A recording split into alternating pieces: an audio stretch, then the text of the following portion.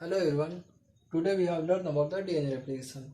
In the DNA replication, the synthesis of new strand from the parent strand. इस DNA replication में 4 videos involve हैं. एक introduction, initiation, elongation and termination. Introduction में क्या रहेगा? पहले रहेंगे DNA replication के टाइप्स, या उसे कहते हैं हम मोड ऑफ रेप्लिकेशन पहले देखेंगे. उसके बाद एक बहुत ही इंपॉर्टेंट एक्सपेरिमेंट देखेंगे, उसे कहते हैं मिचेल्सन एंड स्टॉल. मिचेल्सन का पूरा नाम है माइकल मिचेल्सन एंड फ्रैंकलिन स्टॉल. इन्होंने 1958 में एक एक्सपेरिमेंट किया, उसे मिचेल्सन एंड स्टॉल एक्सपेरिमेंट कहते हैं. इन्होंने semi conservative mode of replication को डेमोन्स्ट्रेट किया.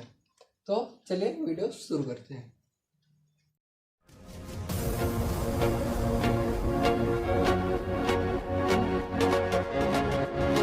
DNA replication are divided into 3 types of replication. First one is the conservative mode of replication. Second one is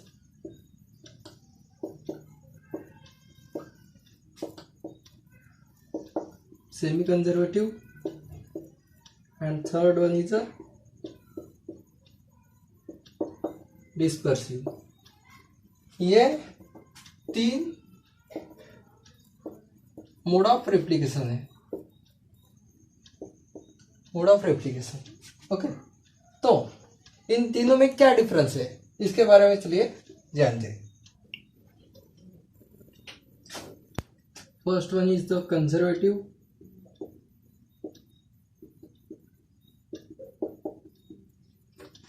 second one semi conservative,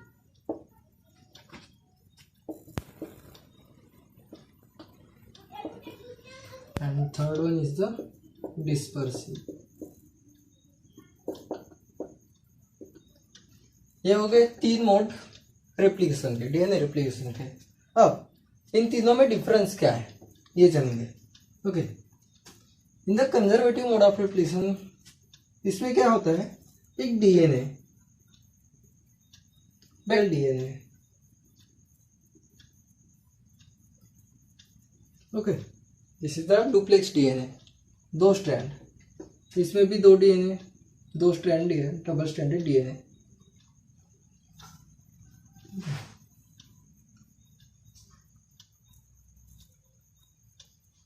हाँ, जब Watson and Crick ने DNA की discovery की इन 1953, तब उन्होंने observe किया कि डीएनए है ये कॉम्प्लीमेंट्री इन नेचर का रहता है. कॉम्प्लीमेंट्री इन नेचर मतलब क्या? यहाँ पे इस डीएनए में 4 नाइट्रोजन स्पीशीज रहते हैं. वो कौन कौन से?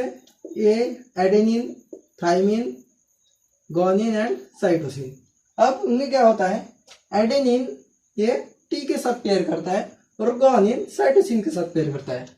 ये जो डीएनए का स्ट्रक्चर है इसके लिए मैं अलग से वीडियो बनाऊंगा, लेकिन फिलहाल ये याद रखिए कि ये is always pair with T and G is always pair with C. Okay, तो ये कॉम्प्लीमेंट्री इन नेचर रहते हैं, मतलब ये टी के साथ और जी सी के साथ पेयर रहता है विथ हाइड्रोजन बॉन्ड के साथ ये बंधे रहते हैं. ओके, तो ये जो बात है ये डीएनए रेप्लिकेशन के लिए बहुत इंपॉर्टेंट है, रोल प्ले करती है. ओके, तो कंजर्वेटिव, सेमी कंजर्वेटिव और डिस्पर्सिव मोड ऑफ रेप्लिकेशन में क्या डिफरेंस है ये अब जानेंगे. ओके, तीनों में रेप्लिकेशन होता है. रेप्लिकेशन मतलब क्या? एक डीएनए से 2 डीएनए बनना. ओके, तो कंजर्वेटिव मोड ऑफ रेप्लिकेशन में क्या होता है, 2 डीएनए बनते हैं. ओके,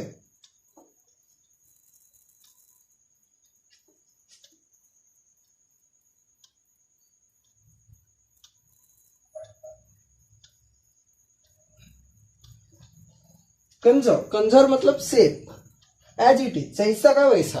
ठीक है, मतलब ये जो डीएनए है ये जैसा का वैसा ही रहेगा और इसका एक टोटली नया डीएनए बनेगा. तो कंजर्वेटिव मोड ऑफ रेप्लिकेशन में क्या होगा, ये जो एक डीएनए वो एक डीएनए एज इट इज रहेगा और इस डीएनए से एक कॉम्प्लीमेंट्री डीएनए बनेगा। ओके, तो कॉम्प्लीमेंट्री डीएनए ये टोटली नया रहेगा, मतलब ये जो नया फॉर्म हुआ डीएनए वो टोटली नया रहेगा। ओके, इसके बाद semi conservative mode of replication. Semi conservative mode of replication में क्या होगा, ये जो डीएनए है डीएनए का मेल्टिंग होगा। ओके, और डीएनए के मेल्टिंग होने के बाद ये दो स्ट्रैंड सेपरेट हो जाएंगे, इसमें भी सेपरेट हो जाते हैं लेकिन इसके कॉम्प्लीमेंट्री हो जाते हैं। कॉम्प्लीमेंट्री होकर ये दोनों स्ट्रैंड दोबारा ज्वाइन हो जाते हैं और इसके कॉम्प्लीमेंट्री स्ट्रैंड का एक नया डीएनए फॉर्म होता है। इसमें क्या होता है, इसमें दो स्ट्रैंड सेपरेट होते हैं और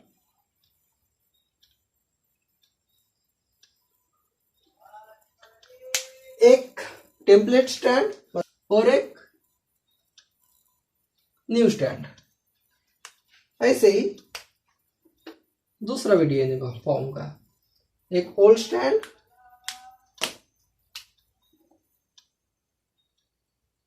और एक new strand.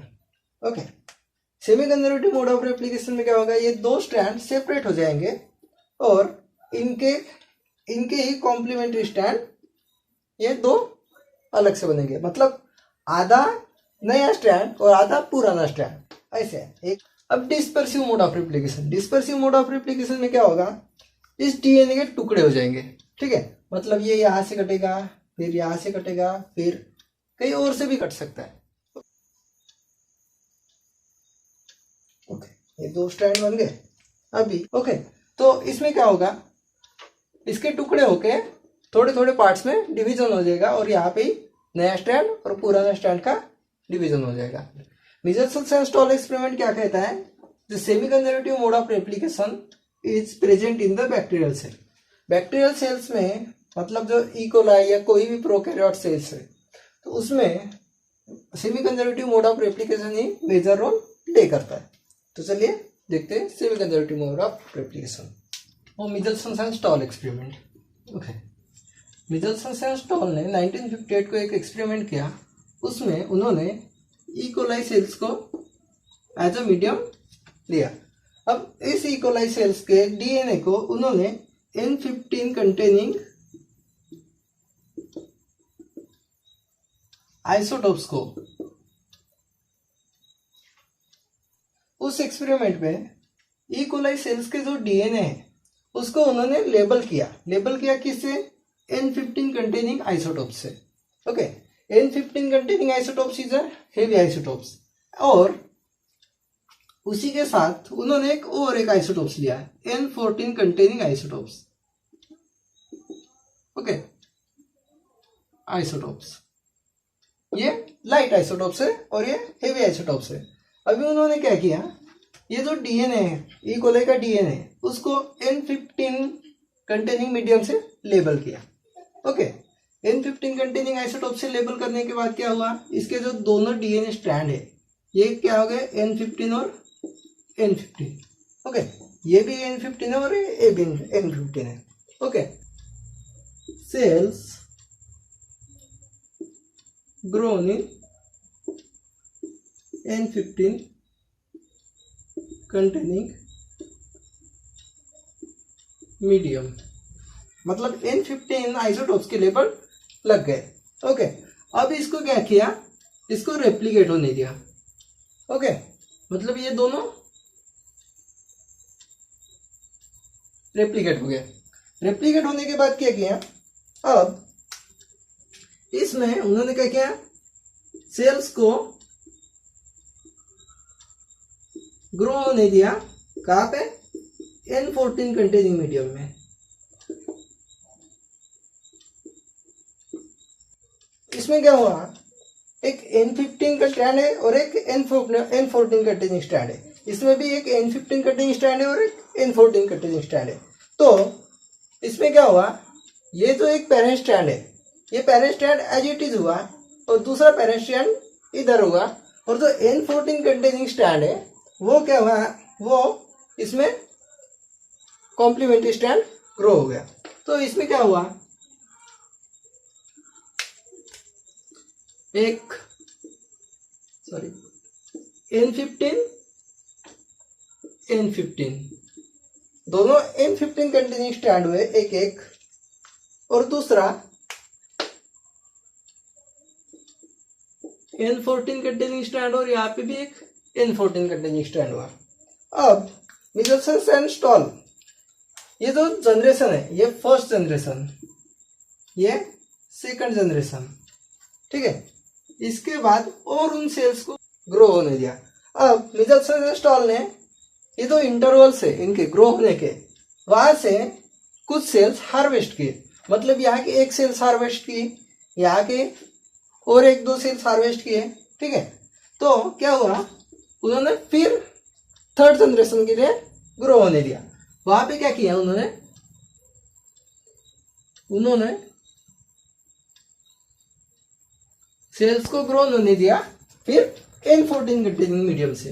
Okay, so cells grown in N14 containing medium से। ओके, अब क्या हुआ,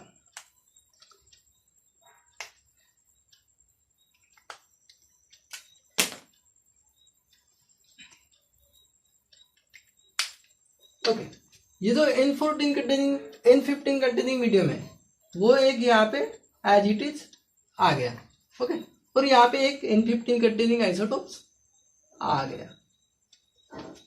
अब क्या हुआ, ये जो N15 कंटेनिंग आइसोटोप्स आ गया, अब यहां से एक N14 कंटेनिंग आइसोटोप्स यहाँ पे आ गया। ओके, यहाँ पे ये सेकंड वाला N14 कंटेनिंग आइसोटोप्स आ गया, और यहाँ पे भी से यहाँ पे क्या हुआ, एक N14, यहाँ पे N14 and N14 continuing medium, और यहाँ पे भी N14 and N14 continuing medium. यहाँ पे एक N15 कंटिन्यूइंग मीडियम, ओके, यहाँ पे एक N14 मीडियम और एक N15 continuing medium. Meselson and Stahl ने क्या किया, इनका रेगुलर इंटरवल से हार्वेस्ट किया। अब हार्वेस्ट किया और उसको सीजियम क्लोराइड डेंसिटी ग्रेडियंट से सेंट्रीफ्यूज किया। ओके, सेंट्रीफ्यूज करने के बाद क्या हुआ,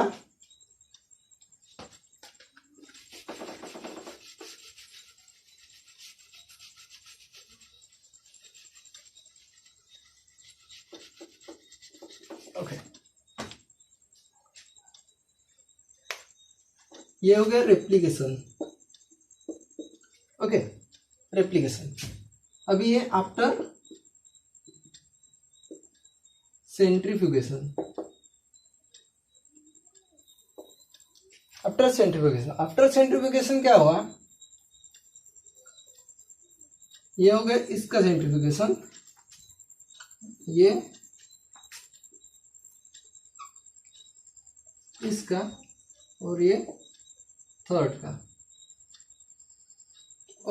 सेंट्रीफ्यूगेशन में क्या हुआ, जो यहाँ पे जो हेवी आइसोटोप्स है दोनों, तो सेंट्रीफ्यूगेशन के बाद इसका जो मीडियम है, इसका medium as a bottom settle हो गया यहाँ पे, बॉटम पे, थोड़ा बॉटम पे, ठीक है। ये हो गए N15 and N15 medium. Okay, N15 and N15। अब इसमें क्या हुआ, यहाँ पे दोनों है, मतलब ना हेवी ना लाइट, यहाँ पे N14 और N15 दोनों कंटेनिंग मीडियम है, तो ये सेंटर में जाके सेटल हो गया, मतलब सेंटर में दिखाई दिया, इसकी जो रिंग है वो सेंटर में दिखाई दी डीएनए की। ओके, N14 एंड N15, यहाँ पे N14 एंड N15 की रिंग दिखाई दी, मतलब सेंटर में आ गया, मतलब वो थोड़ा सा लाइट है। ओके, अब ये जो थर्ड जनरेशन है, थर्ड जनरेशन में लाइट डीएनए और मीडियम डीएनए, ये हेवी डीएनए हो गया। Okay, it is the heavy DNA, it is the medium DNA. Light और मीडियम ये दोनों डीएनए आ गए, बराबर। N14 एंड N14 तो ये जो दो डीएनए हैं ये थोड़े से ऊपर आए। ओके, और ये लाइट डीएनए और ये यहाँ पे सेंटर में N14 और N15 कंटेनिंग मीडियम आ गए।